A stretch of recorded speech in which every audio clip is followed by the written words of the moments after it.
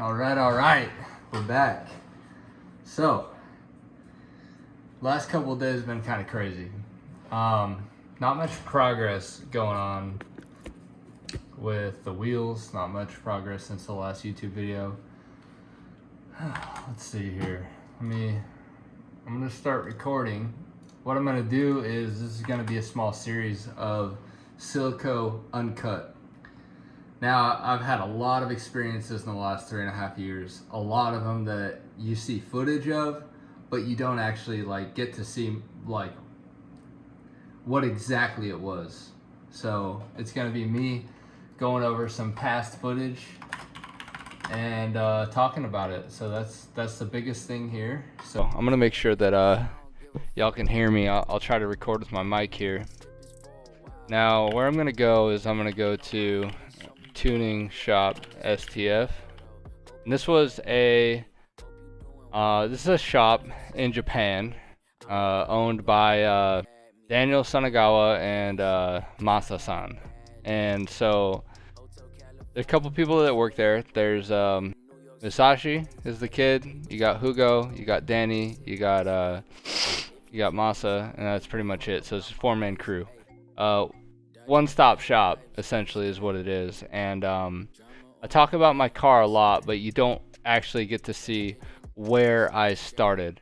And I think what I'll do is we're gonna run it back to the very first YouTube video that I ever came out with for STF.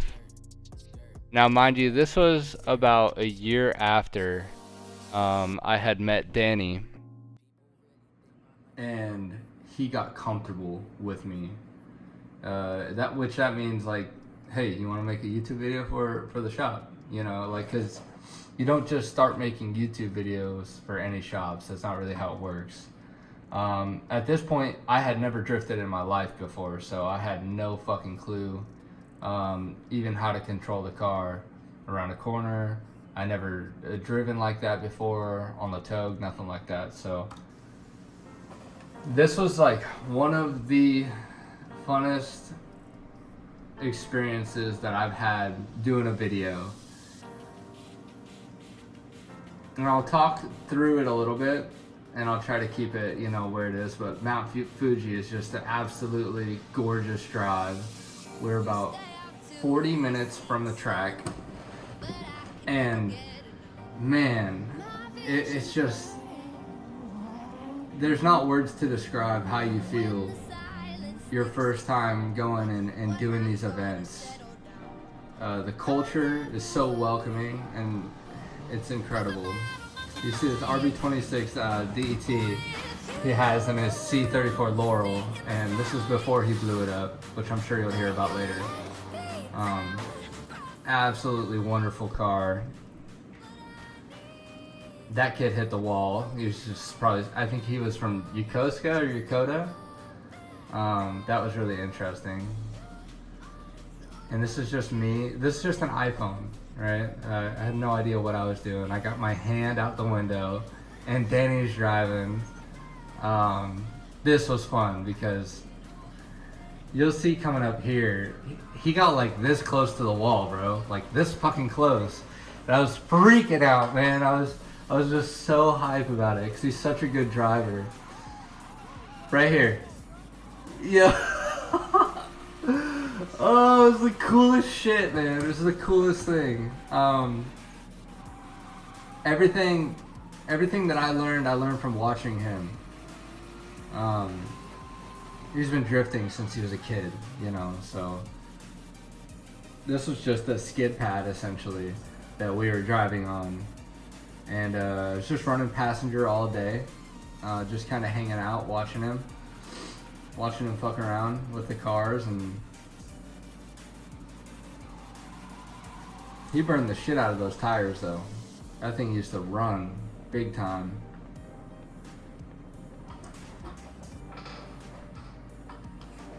So it's not a very long video. You can see it's about 4 minutes, but awesome cars, JZX 100s, 90s, S14s, R32s.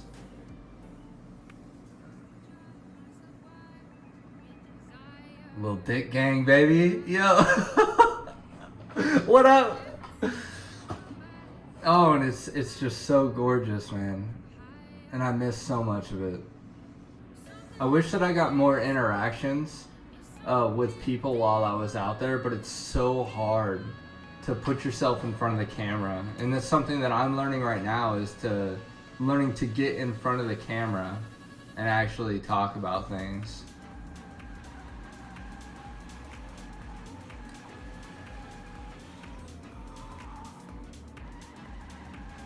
And it's really cool to go back and watch these videos too.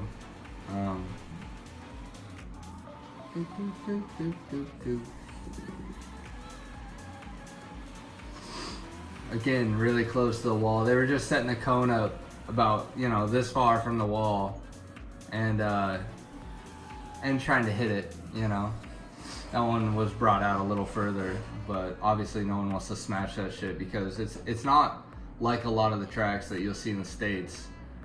If you hit the wall or if you hit the barrier or whatever, like, you have to pay for it. The track team comes out and they assess the damage, and you actually have to pay for that shit. So there's always a risk no matter what involved with drifting, but even more so if you drift out in Japan, because they really, really care about their tracks. And this was on our way back from the track, because like I said, it's about 45 minutes, and every track, almost every single track that I've ever been to with Danny and the team, we have driven there and then driven back from. And that was one of the very first things that Danny ever taught me, was if you can drive your car to the track, and you could run your track, or run your car all day at the track and drive home, you have a good car. And that always stuck with me, man, because there's far too often you see people breaking down all the time at the track, and that's what it is. It's the experience that you get from drifting, to be able to learn, right? Be able to learn from your experiences and learn mechanically what you can do to improve your car. And you'll have days where you'll go 3, 4, 5 drift events in a row and not break shit, but then you'll go that 6th time after checking the car and doing everything you're supposed to, and then something breaks, like CV axle, right? And CV axle snapped actually at Nico, which was a pretty funny story. But let's move over to the next video. I'm gonna go through a couple of them. This was the one after, so this is the very last event that I went to with Jason. And shout out to my boy Jason. Miss you, man. You were always a fucking G. We definitely, after you left Japan, we missed the fuck out of you and Rion when you guys had to leave. And it kind of felt like, a piece of the shop was gone a little bit, and I could tell that, in the shop, that we all miss you. And hopefully we'll all get back together again, man. Like, that's my biggest dream right now, is just to get back together with the boys.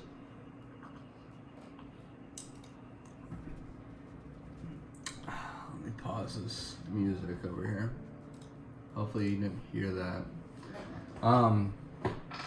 So this was when STF used to host, well, they still do, they host these, let me pause that right there.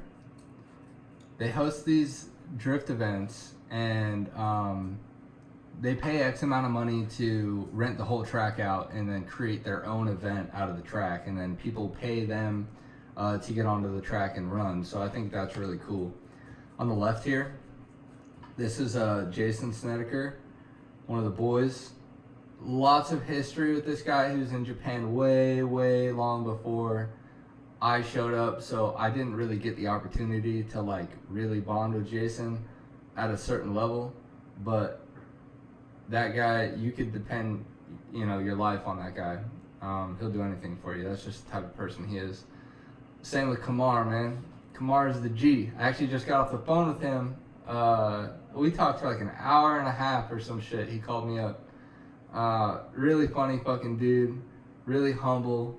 Awesome guy. Reliable. Miss that fucking dude. And then Danny on the right.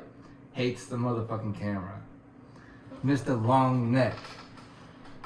But yeah, that's the genius, the mastermind behind it all. Motherfucker speaks like 15 languages, knows everything and anything you can think about cars. It's a fucking blessing to meet these guys, man. We'll keep going. Keep going. Kamar driving the 180, bro. Let's go. I fucking missed that day, dude. I remember that day like it was yesterday.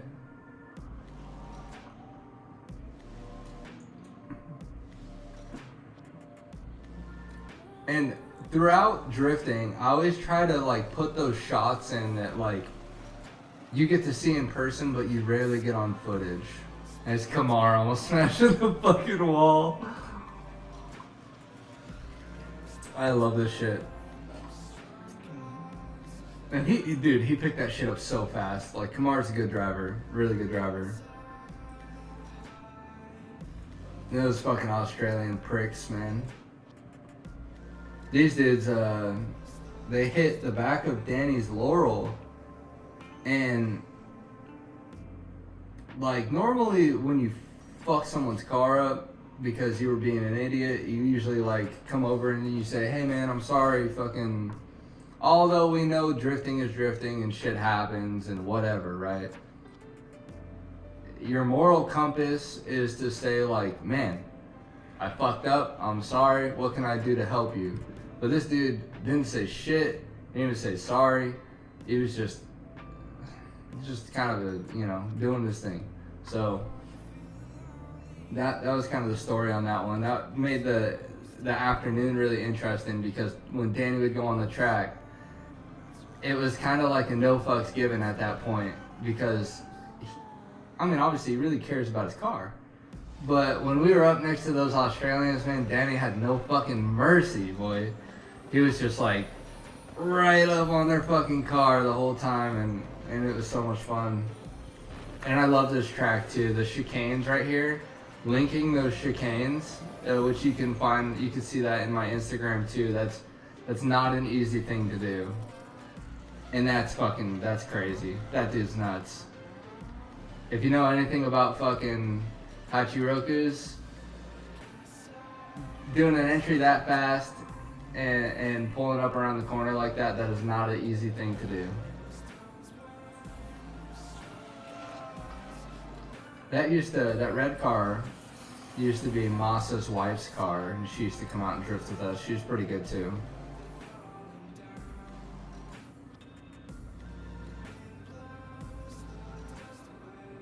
I really like that car, actually. That car is beautiful. Yeah, we spent a lot of time out there.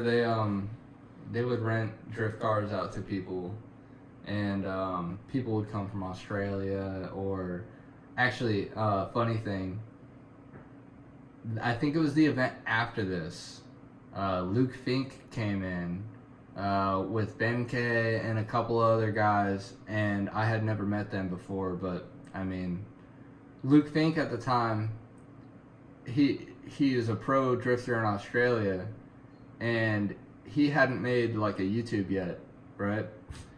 And so I had the chance to meet them and watch them drift on the track and go help them out, and that was one of the coolest things because at the time I was thinking, yeah, you know, cool, a pro drifter, but like it didn't dawn on me like what the skill gap difference is between just a regular dude and someone that's pro. Because when you watch Luke Fink drift, man, his YouTube videos are fucking insane, but man, you see that shit in real life and it blows your mind.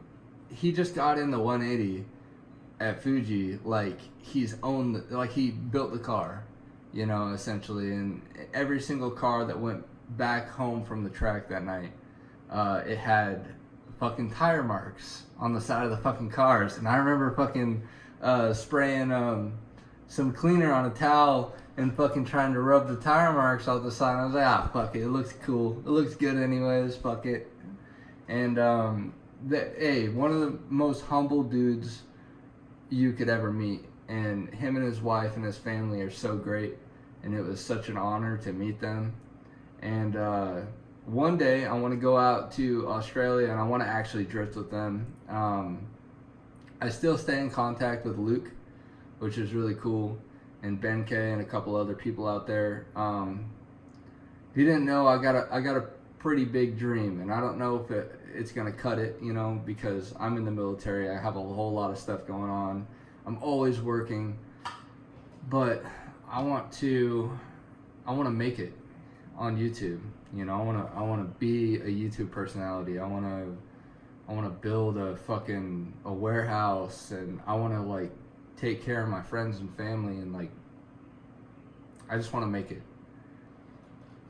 But yeah, so there's so much I could sit here and talk about, but I feel like I'm talking my ear off because lots of people would rather just watch the damn YouTube videos instead of hear me talk. So what I'm gonna do is I'm gonna link the YouTube videos down in the channel here in the description, and then if you guys want to go watch those without hearing me fucking yap the whole time, you could do that, or just kind of hang out and wait till the next video, because I think my car.